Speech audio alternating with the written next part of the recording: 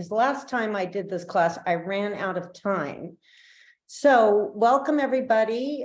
Great to see some faces and I see a lot of names. I'm Danielle Davenport. I am the Keller Williams Land Ambassador for California, and I'm also a commercial director. I'm located out of Los Gatos, California, but I cover all of the state and focus on all different aspects of land, every different asset class. So anything from agricultural to transitional to residential lots, and those sorts of things. So we're going to dive into valuing land, but I want to give you a quick overview. So the next slide, the agenda slide, is really giving us, and I'm just waiting for my admin here to get to the agenda slide.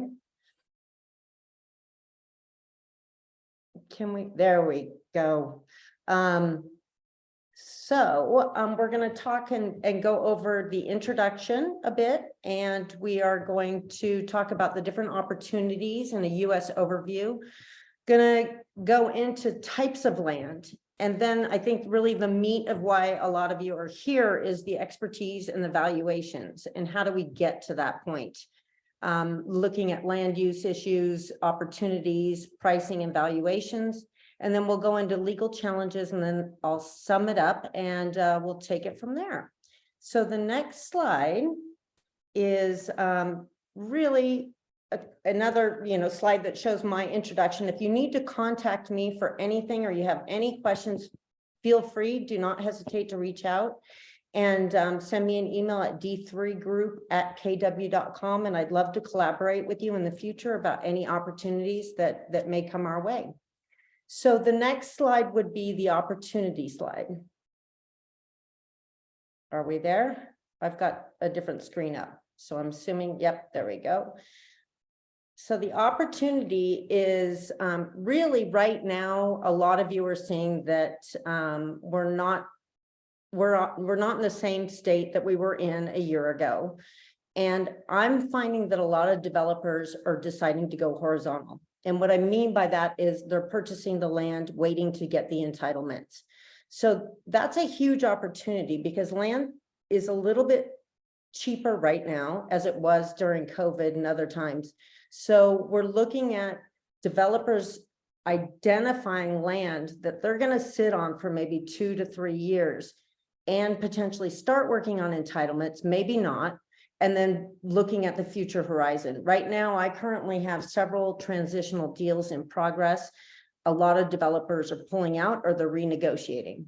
So the ones that are currently working on entitlements and working on development, they're just stopping all plans in California. I'm not sure about the rest of the states. I know Colorado is still really strong. Texas is seeing a bit of a lull. I'd love to see any comments from you after the fact, or share with me in an email what your state is doing, because in the future, when I'm teaching one of these classes, I'd like to share that information as well. But I'm going to talk about the top 5 benefits of developing land in an inflationary period. And that's where we're at right now, is an inflationary period. And raw land investments are typically less competitive than residential real estate, as we know, less volatile. The time horizon for planning and construction is much is reduced and truncated because we have more capacity at the planning offices, the construction teams, and also materials are easing up a bit. The prices are still high, but we can still get our materials on time. The purchase price and holding costs are a little bit lower with raw land, and we're seeing appreciation potential can remain really high, even with less than stellar market conditions. There's the ability to develop opportunities for raw land, and that could be for single family residential or for major developers. So I think basically what I mean is developers are going horizontal in terms of the purchasing, buying it, but they're not developing it. I'm also seeing that that's the area that's being squeezed the most in California.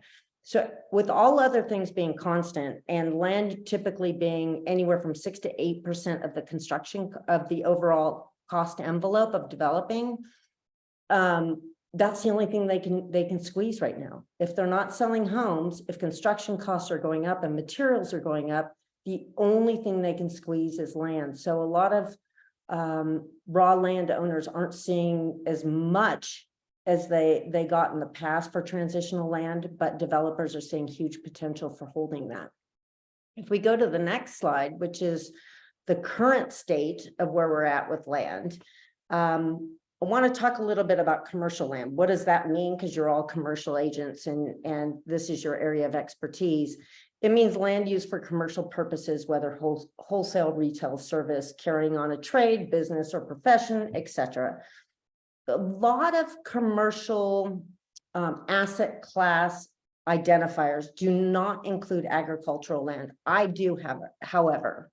Agricultural land is unique, but it's a profit-making opportunity, and it is a trade or a business. So I include agricultural land in commercial land, and I would also like to hear if any of you are working in land and if you also do agricultural, because that's an area that I'm really finding that I don't have a lot of referral partners across the United States. So that's an area that I think there's a huge opportunity for growth and expansion if you're considering expanding your land expertise as agricultural land. And as we know that California is probably the #1 agricultural land from a price per acre perspective outside of Hawaii. Land sales tend to outperform the sales of commercial real estate properties. The increase in land sales among RLI and NAR members surpassed the increase in dollar sales volume of transaction for commercial real estate properties and rentals. Let's just give you some numbers. Single family rentals were 5%, industrial properties were 4%, apartment buildings were about 2%. And in land, we saw residential land sales accounting for 59%. So the reason I'm telling you this is there's a huge opportunity if you're not seeing the traction that you typically get in your apartment sales or your industrial property sales. There's the ability to switch over and also include land in your portfolio and skill set. And we also see that NAR estimates that the land value accounts for about 40% of all household real estate assets. So that's another opportunity if you're working with individual investors to look at some land holdings, some areas where potentially towns and cities and municipalities are growing. You look at their strategic plans, you see that they're putting some major roads, highways, infrastructure out there. Start looking at some land purchases in that direction as well. The other thing from an opportunity in a current state perspective is residential sustained growth in land sales and prices this year were particularly, the demand was high for the multifamily and industrial single family housing needs. And in California, and this is the state I know the best, so I'm going to use it as a lot of examples. We've passed legislation because there's just not enough supply. So we passed a lot of legislation that helps us convert industrial, retail, and underperforming other asset classes into high density residential. So there's a great opportunity as well for you to look and see if there's any legislation or municipalities that give additional tax incentives or breaks, or even expedited planning processes in order to get high density residential in. So for example, in California, I have a small parcel, it's only 4 acres, and it is zoned a retail, so a little strip mall. And as we all know, strip malls really aren't performing that well unless there's a great anchor in that facility. But with SB 6 being passed, you can take that retail opportunity and you can convert it into a high density residential.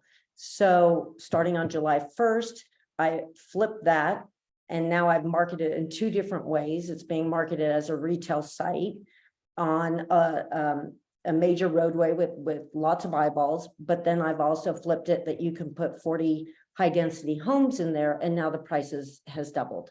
So it went from 1.5 million to now we have it on the market for 2.8.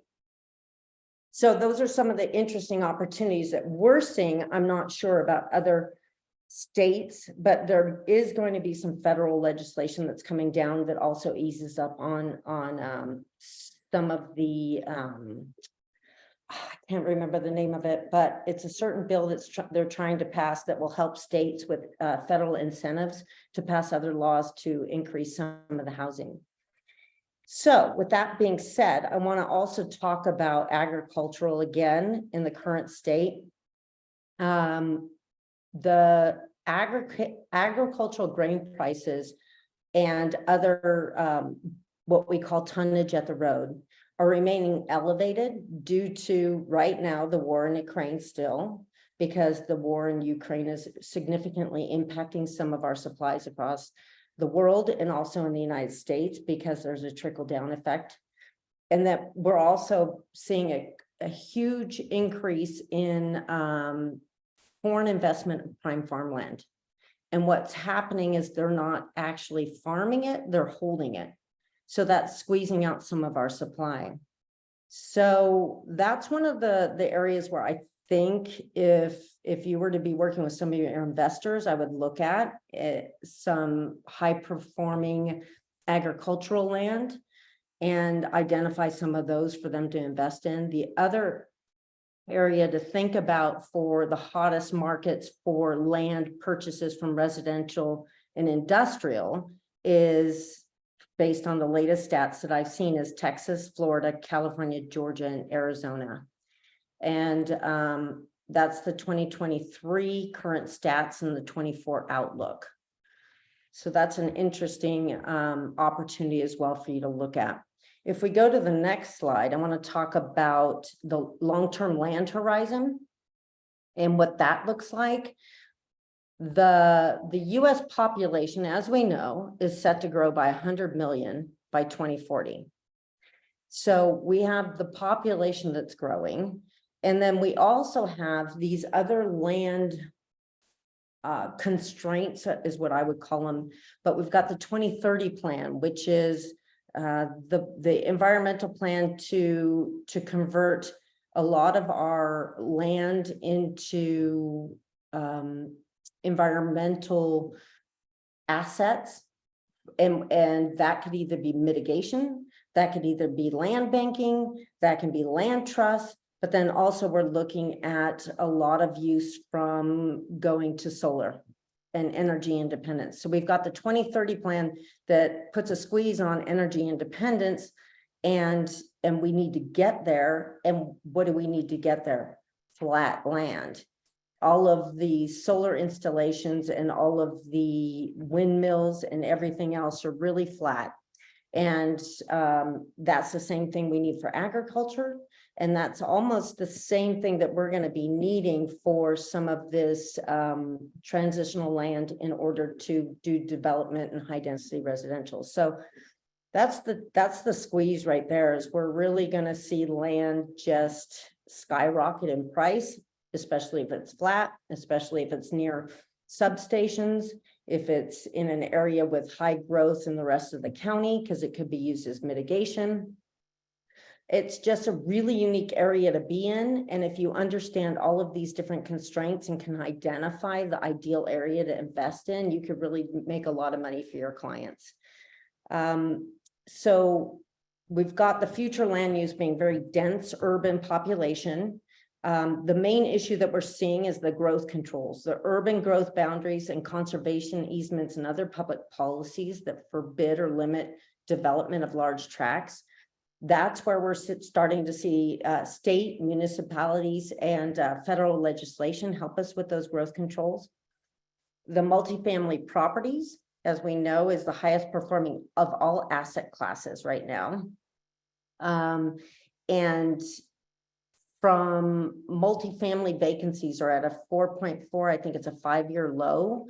And with that squeeze in the growth controls and the dense urban populations, we're going to see that asset class really increase from a raw land perspective if we can find it. And hence why SB 6 was passed in California. Zoning and adaptive reuse laws have been passed in California. I know for sure because I'm working on that. Oregon, Maine, and some cities like Austin, Texas. They've all passed laws to end single family zoning and now allow construction of more than one home per parcel. And that's similar to SB 9. We've also got housing development projects that will be deemed discretionary with current zoning that are being eased up in all of those areas, California, Oregon, and Maine specifically. And then Austin, Texas has some local municipality, that local municipality has some laws and regulations they're passing. Urban and outlying.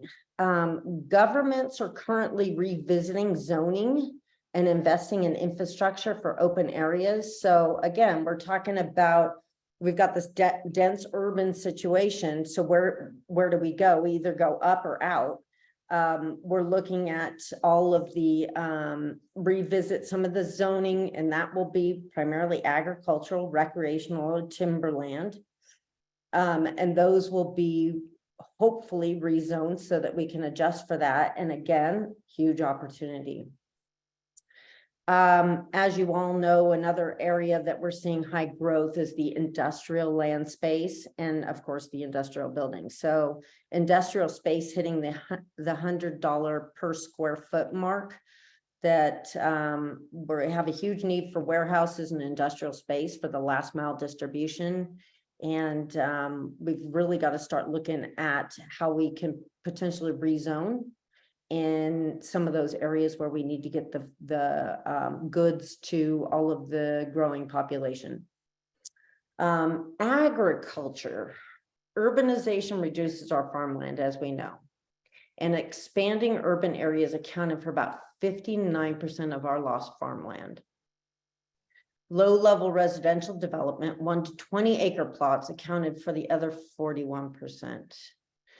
That's kind of scary, that the low-level residential, these, McMansions or these homes that are on 5 acre parcels, etc., that's really being a huge squeeze in terms of meeting the demand for our population growth and homes and housing.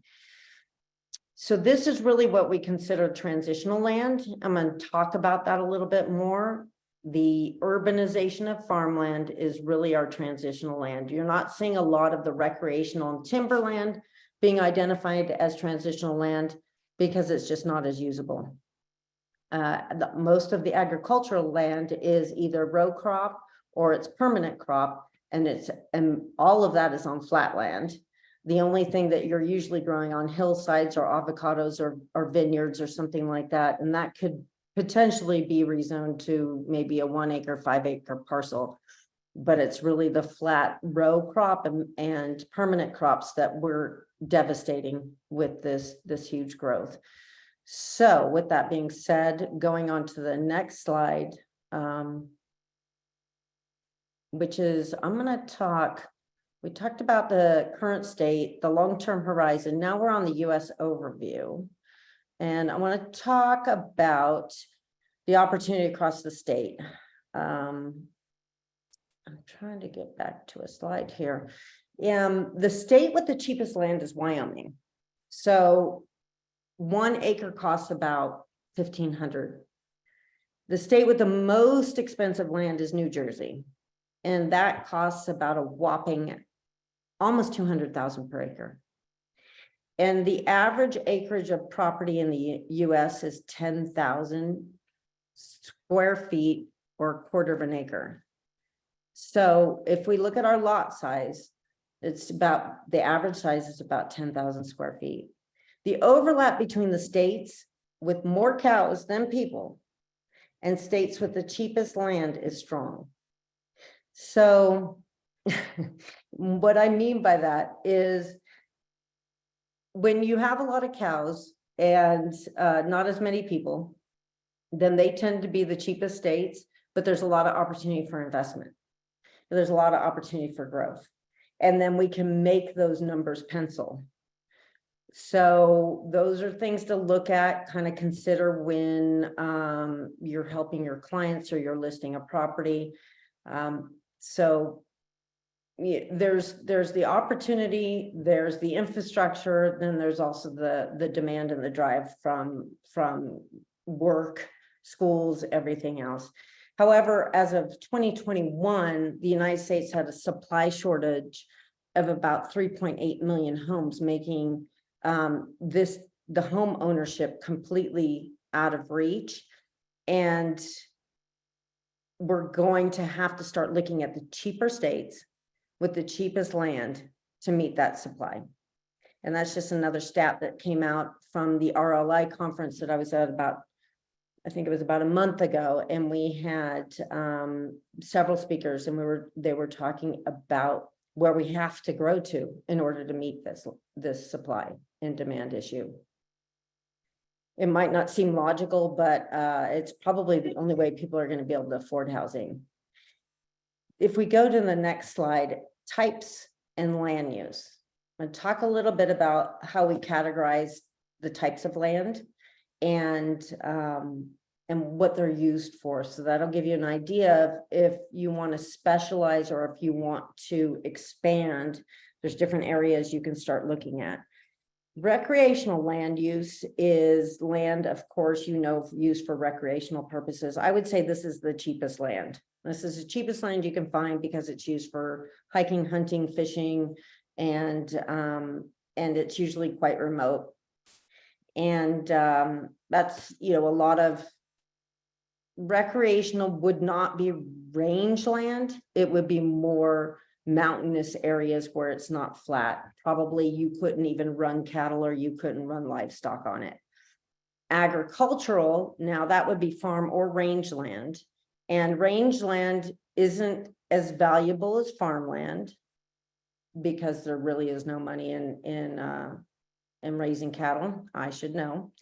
It's a loss leader. It's just a lifestyle. So you can get rangeland for fairly inexpensive, but then now we're talking farmland. Farmland in California, if you're selling almond crops, and for some reason in California, we call them almonds, not almonds. Some of that acreage was going for about $80,000 an acre. If you're looking at in Salinas, where we have prime row crop, so you can have lettuce, broccoli, Brussels sprouts, that can almost go for about $100,000 an acre. So agricultural is a big money maker, and it's a huge opportunity for people if they want to get into it, for all of you. And then, of course, we have the commercial land use, and that's been zoned for the use of sale and goods and services and financial profit. Industrial land use is used for the manufacturing, storing, packaging, processing, etc. Transport land use. So that's essentially any land that's been used for delegating the movement or transportation of goods and services from one spot to another. So that can be our airports, railroads, highways, etc. And then, of course, residential. A lot of you are familiar with that. And it includes single family units, up to multi-units, complexes, townhomes, and apartment complexes. I'm going to focus a little bit more on commercial and transitional agricultural land types, because I think those are the biggest money makers for us, but also how agricultural crop assets and environmental assets can be something really interesting to put into your toolkit to grow your business. Going to the next slide, asset types. So commercial, transitional, agricultural, and crop assets, and then environmental assets. When we're looking at the asset types, you're looking, of course, at highest and best use. You're looking at the zoning, the price per acre. In agricultural, primarily, you're looking at the soil type. Anything from a class 1 through 4 is prime soil for growing. A class 5, 6 could be rangeland. 7, 8 is really recreational. The other thing you're going to have to understand is soil type when you're looking at alluvial soil or something that doesn't have a really good foundation. If you're looking to build large commercial or residential structures, so that's something to keep in mind.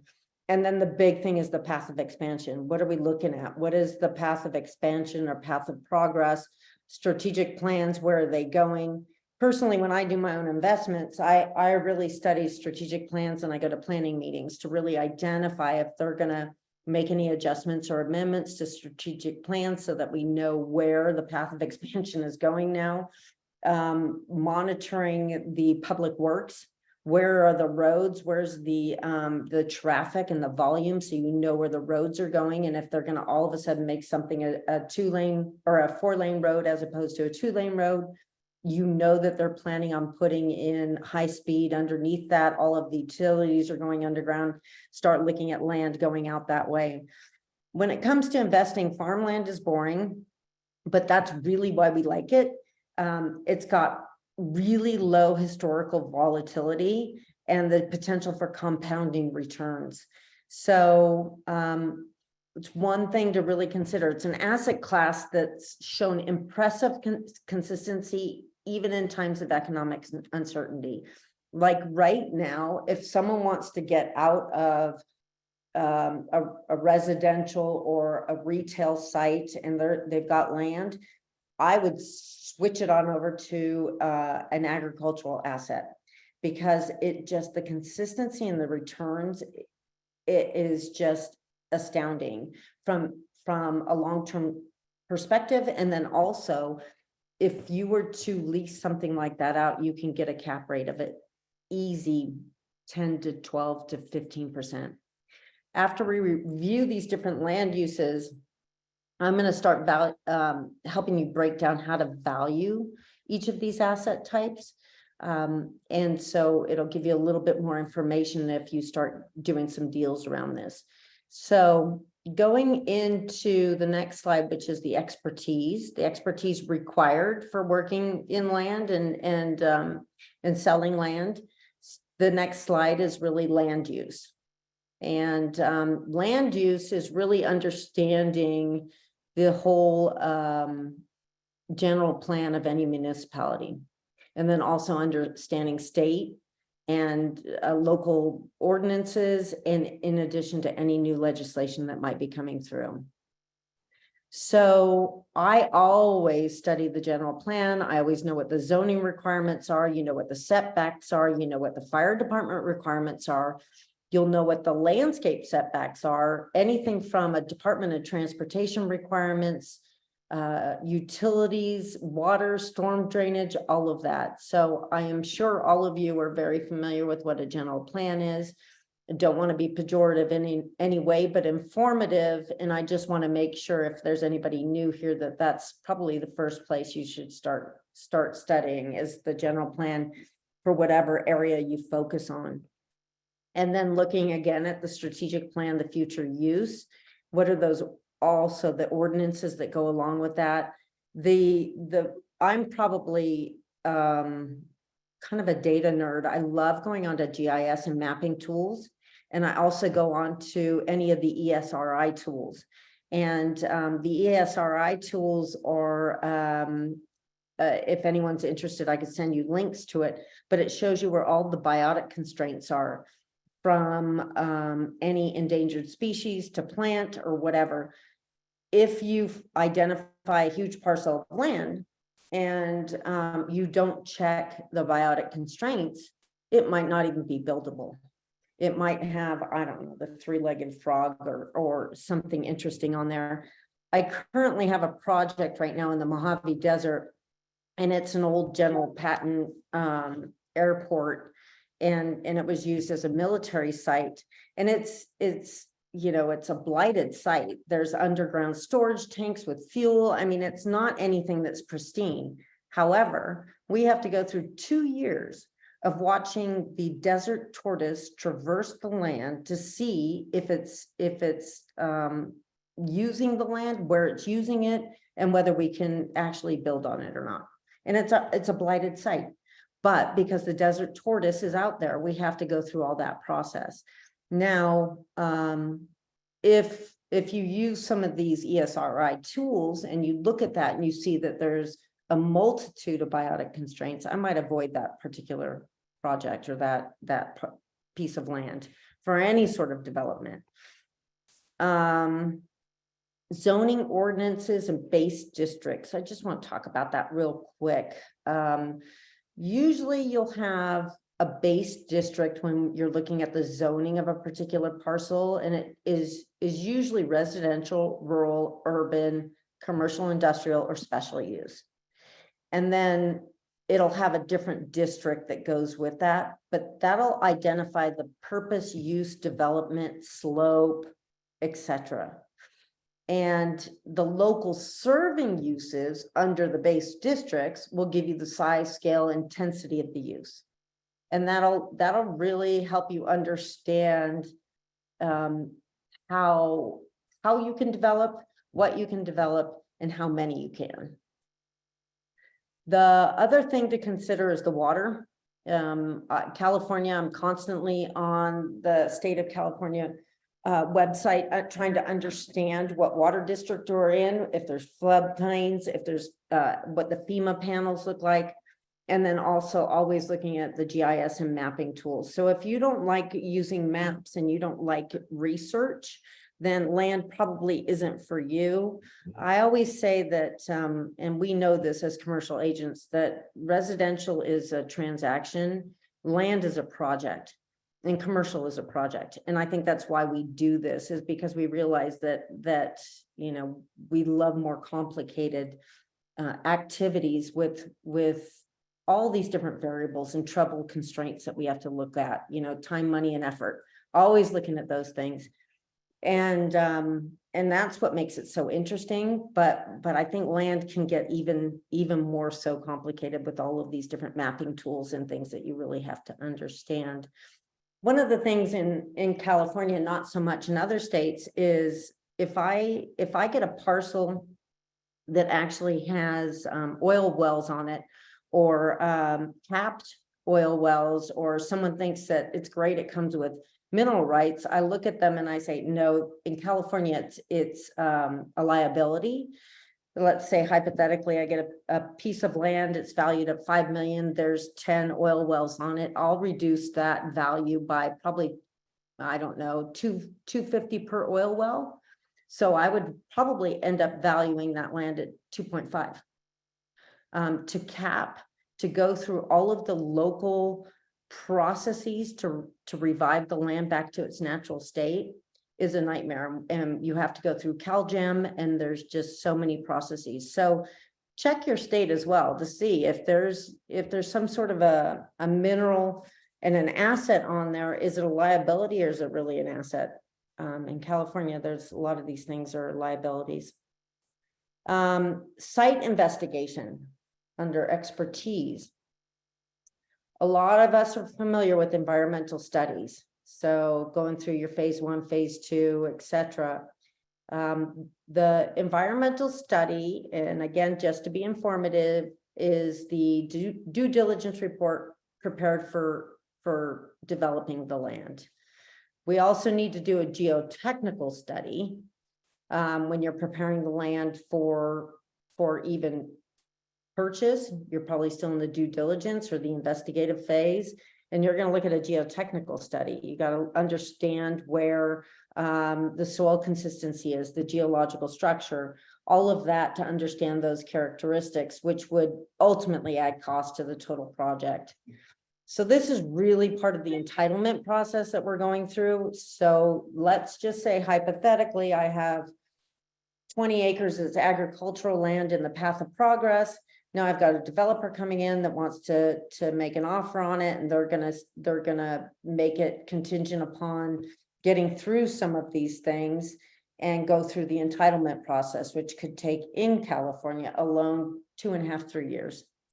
So we don't even know if something's going to close, or we even get money go hard sometimes for 6 months to a year.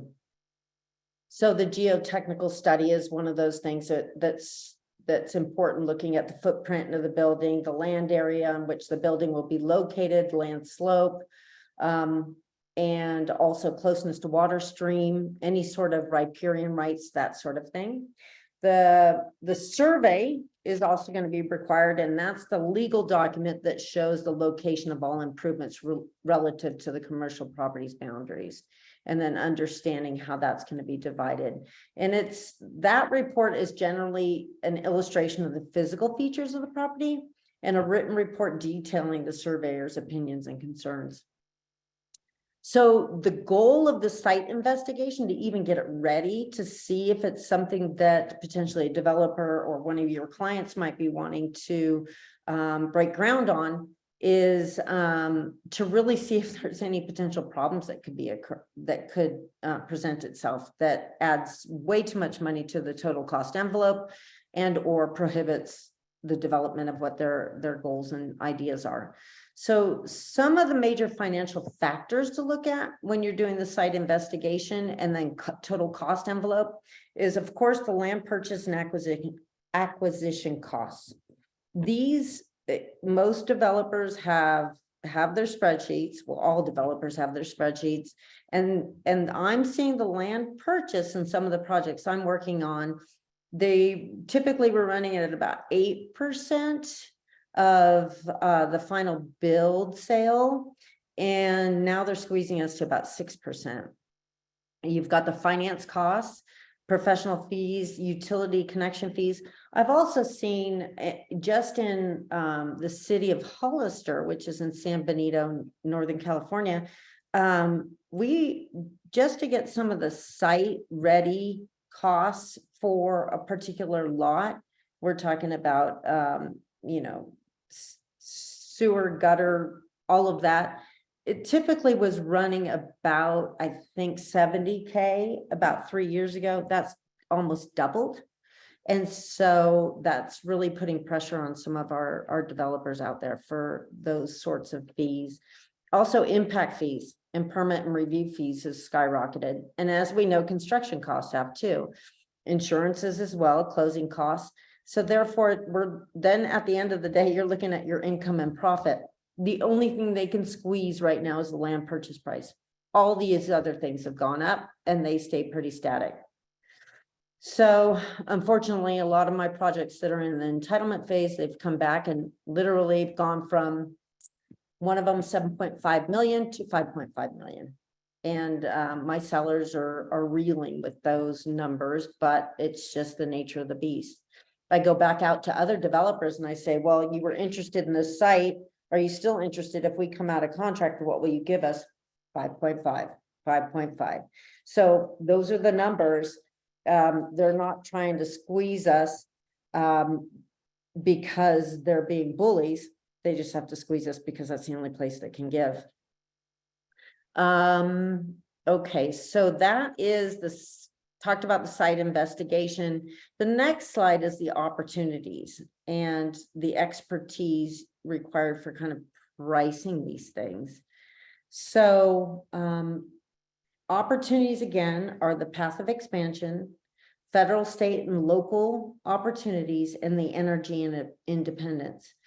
If we look at changes in land use, you look at maybe FSA and USDA incentives, look at some of the federal stuff. You look at local serving agencies. In California, we have, I think I counted last 68 local serving agencies. I actually sit on the board of one of them. It's called the Loma Prieta Resource Conservation District. And what a local serving agency is it's usually an agency like LAFCO, or we have the Coastal Commission, all of these different agencies that provide an extra layer of complexity and constraints and requirements before you can build or do anything. For example, the Coastal Commission, you cannot build or you cannot have water runoff or anything near the coast. In addition to, you cannot cut down coastal oak. So I go show a developer a site, half of it's covered in coastal oak. I tell them half of that's not usable. Understanding the local serving agencies that also add that extra layer of complexity onto your local planning and state planning and federal planning. So California, wonderful. We have about 68 local serving agencies that I have to think about. Again, I mentioned the 30 by 30 plan. I think it's real important if you're going to do any sort of investing and helping if you're helping any of your investors look at land to purchase, look at the 30 by 30 plan and what that's going to do to some of our land and what that energy independence plan looks like. Because it's amazing to start using some of these tools. I use a tool called LandGate that shows us exactly where the power lines are, the transmission lines, the substations, and then also what the value of the land is near those. So it's a really great tool if you're helping anybody with any solar projects. Right now, I have another parcel that's for sale in the Mojave Desert, and it is designated for solar. It sits right next to a substation. Substations, they want them within a mile, ideally right next to wherever that particular parcel is. The transmission lines, you need to understand that if you're going a mile, each mile away from a transmission line is about 10, it could be anywhere from 2 to 10 million to develop. So you want right near a transmission line. So just because it's flat and just because one of your sellers thinks that it's valuable for energy, it not necessarily is. And then there could be an overload of that particular line. And the other thing that makes energy really valuable is the incentives on that particular agency that operates it. Some of them give better paybacks per kilowatt, per megawatt, per whatever it is. And you want to know where those are, because then those numbers make more sense to a developer that wants to go in and put a solar site on. So LandGate is a really cool tool. Maybe see if you can get on there and just play around with it. If anybody's interested, I can also schedule the LandGate guys to come and give us a class. So let me know if you're interested in that as well. The other thing is looking at carbon offsets, a real interesting opportunity as well. We've got Northern California has a lot of timber, Oregon, Washington, southern states towards the southeast, a lot of timber carbon credits. If you have any sellers or any buyers that are looking at something that they could potentially use for carbon credits, that's another area that you can help them make some good money. And what happens there, again, just to be informative, a lot of you probably already know this, but a lot of companies need to go off and to say they're carbon neutral, they need to go invest and put a conservation easement on some timberland and then keep that land pristine so that it's producing carbon. Another opportunity is if there's a fire-prone area and it's gone through a fire, there's companies that will come out and plant trees and then offer incentives for that owner to keep the land, put it in conservation, and they get paid probably, well, it's hard to say, but there's a decent amount given how many trees they plant that they could ultimately get about $1 million to sit on their land that's worth $3 million. So a lot of different opportunities from the energy pricing and environmental assets perspective. And that's a real fun one, I think. And the ability to help some of your existing landowners optimize their land. And not necessarily is that going to result in a sale or a purchase, but it's going to help you become the expert in that particular area. And ultimately when it goes to sell or someone else wants to buy, it really adds a lot to your CV and your bio. Okay, so valuations. Well, how am I doing here for time? I don't even know. 15 minutes. Valuations. This is really what we kind of came for, right? There are two models I use for commercial. So if you're looking at commercial valuations, there you go. We're on that slide.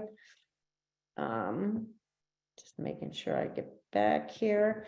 There's a residual land value, and I'm going to talk about that first. And it's a method for calculating the value of development land. And this is fairly straightforward. This is done by subtracting the total value of development all costs associated with the development, including profit, but excluding the cost of the land. So you're taking that formula of all those different variables that I mentioned earlier that are going to add to the cost of developing, and all you're going to do is exclude the cost of the land. And so that's your residual land value, and that's essentially one of the easiest ones. So it's what the developer is able to pay for the land given the assumed value of the development project. And that's why I said, I went to 3 developers and they said 5.5. That's it. That's all they can pay. The other one is the back of the envelope, which is calculating the potential returns and or estimating the value of prospective project. So that's just calculating the equity required with or without financing and the absolute risk and equity before entitlements. The model really spits out an internal rate of return and an equity multiplier for the project.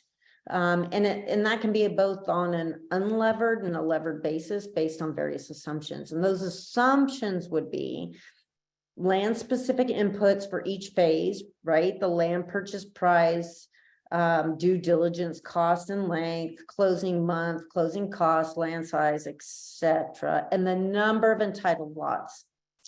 So that's super important. They need to understand the number of entitled lots, and we usually understand that usually in the draft map, the draft plan that's been put together with the planning department. The property I spoke of that was originally 7.5, that's now 5.5. One of the other things that they figured out in their feasibility and their investigative phase was that we assumed there would be 110 lots, but it was reduced by the city to 100 lots. So that's another reason they had to reduce the price of the land. The entitlement assumptions is something else. You know, what is the length and the cost, and the construction assumptions, the length and the cost there. In California, we're seeing huge delays in the planning. It also can depend on who's in power, what the mayor's like, right? Or what the planning department's like. Are they anti-growth?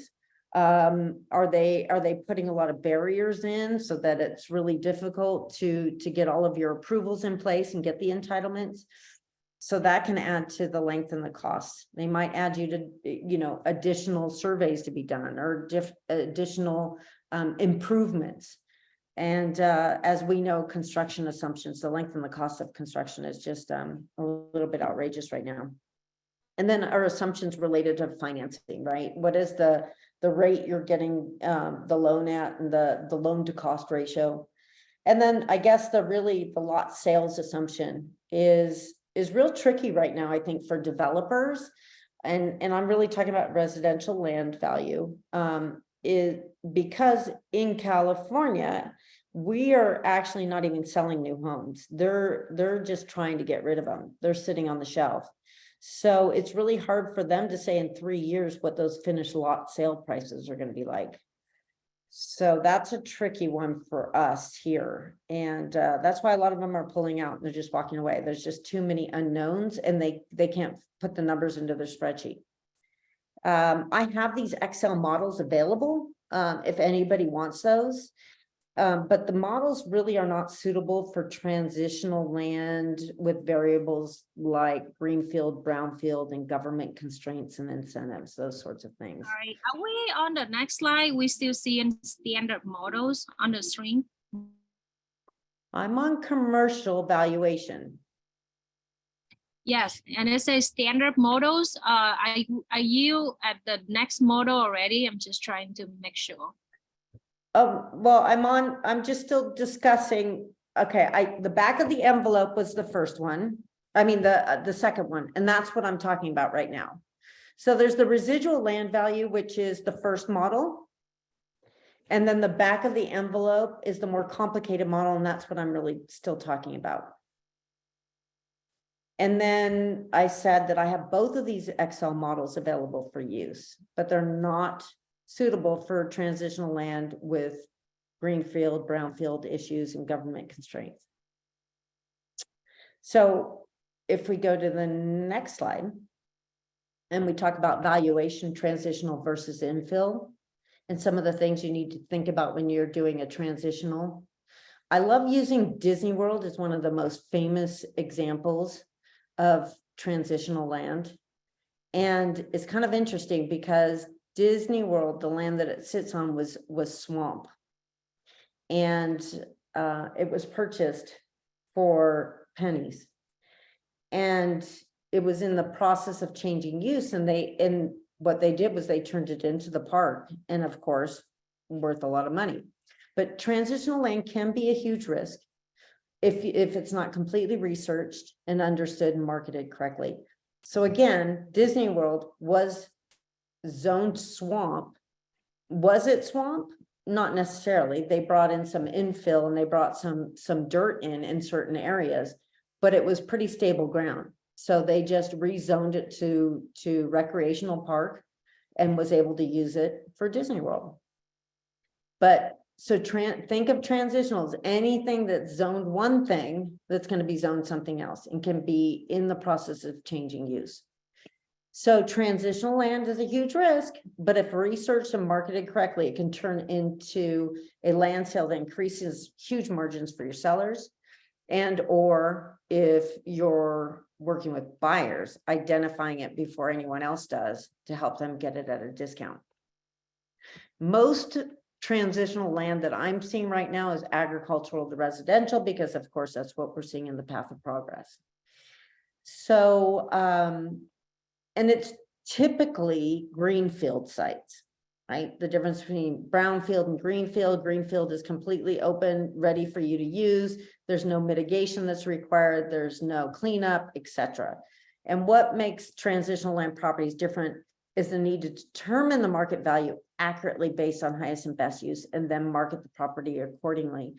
What I always do is agricultural land might only bring you a certain amount. And let's just say hypothetically, it's 80,000 an acre.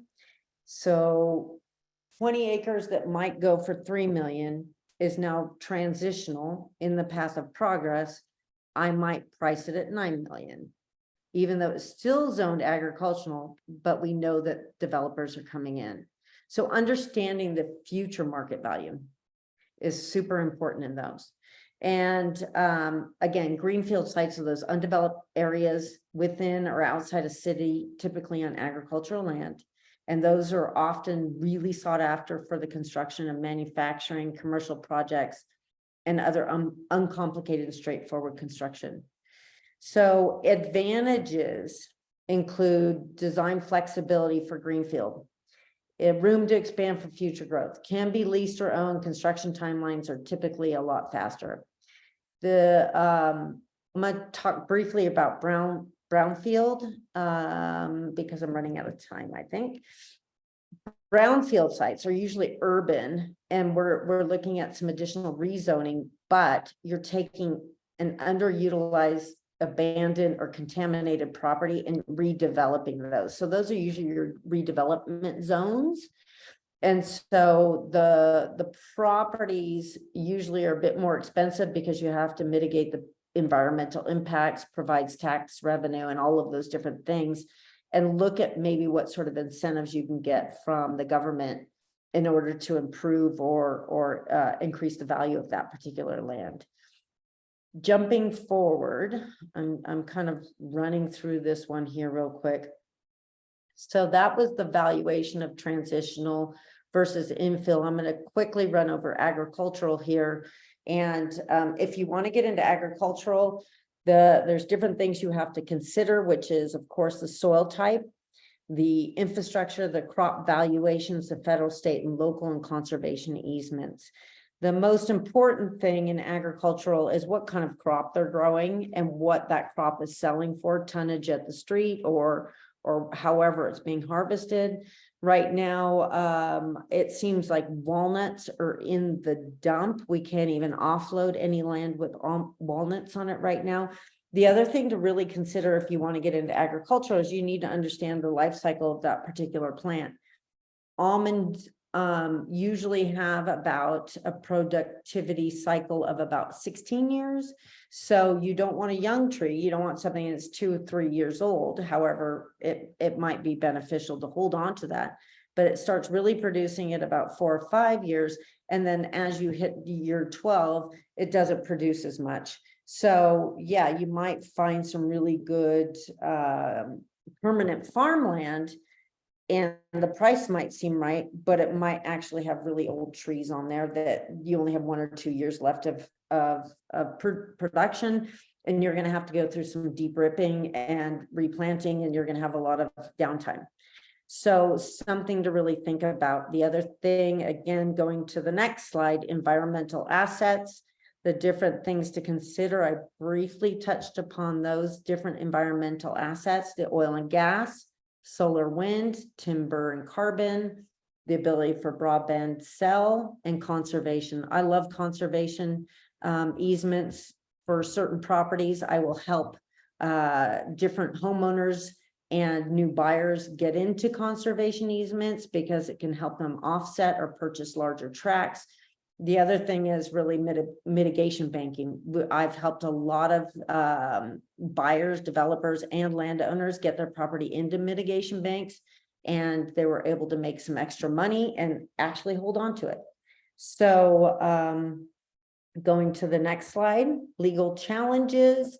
Again, there's all of these different challenges, but deed restrictions and rights are some of the things that I really see a lot of issues with. And easements, boundary disputes, mineral rights, water rights. Water rights are a huge one. Next slide, the deal, and then going to the following slide, selling and buying. So really looking at, for your clients, timing, the compensation, highest and best use, entitlements, and options. These are all of the major factors I think are super important when pricing and helping a buyer get a good deal on some land. So understanding how long it's going to take to do something, what it's going to take to based on the highest and best use, what are the entitlements going to take, and what are some of the different options. Let's see, summary. I think I've kind of slid right through this. I'm going to jump to the thank you slide and just say I'm so sorry I had to race through the final stages here. We only had an hour. On the slide after the thank you slide, I do have a QR code, and I would greatly appreciate any feedback that you can give me so that I can improve this. I'm giving it 4 times this year, and then next year I want to even add more and add more value to all of you.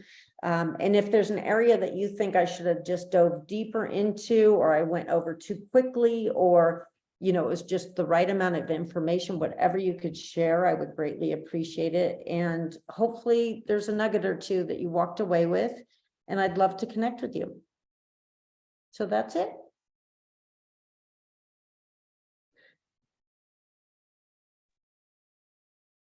I only have Thank you. Thank you. Appreciate it. Thank you. Thank you. Good job. Appreciate it. Thank you.